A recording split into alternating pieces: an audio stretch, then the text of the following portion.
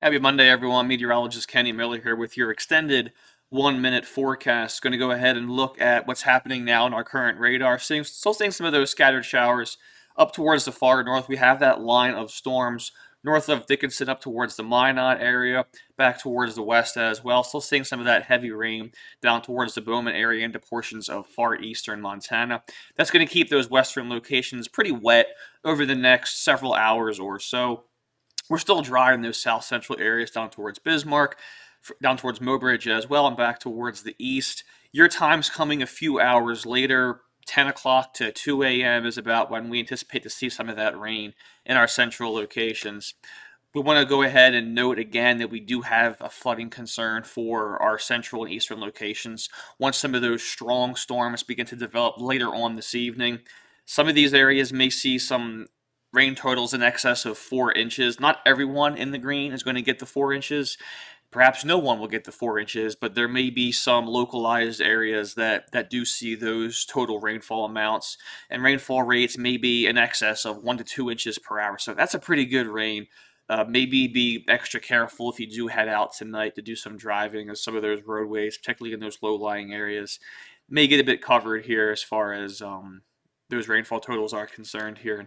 So let's go ahead and look at our precision cast. This is, about right now. We're seeing a lot of that rain out across the far west, up towards the north. And as we progress over the next couple of hours, we'll begin to get some rain perhaps into our central location, staying wet in that southwestern corner. Some rain, of course, up towards the Minot area.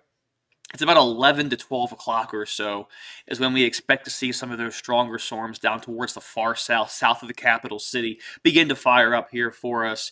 And that'll continue from 11 to about 12. And you can see that line forming between Jamestown and Bismarck up towards Devil's Lake. But again, particularly down into those south central locations, some of those purples that you see there in our radar system, indicative of potentially some small hail and very, very heavy rainfall embedded again with that line. Now, this is still 4 hours away. This is not exactly what's going to happen. It may look quite like this, but again, there is still some wiggle room with respect to exactly where this line will set up.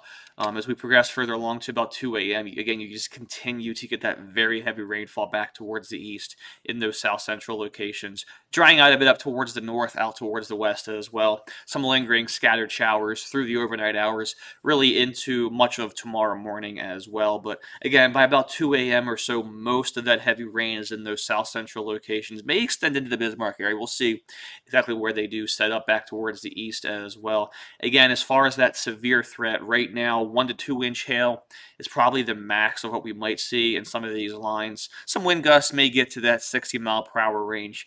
Not really seeing much in terms of tornadic potential here, so I don't think we have to worry about that tonight. But again, right now, I would say the most pressing concern is going to be those flooding issues in our central and eastern areas, depending on where those lines want to set up and how slowly they want to move out of your area. So we'll be keeping our eye on this into the wee hours of the morning if necessary.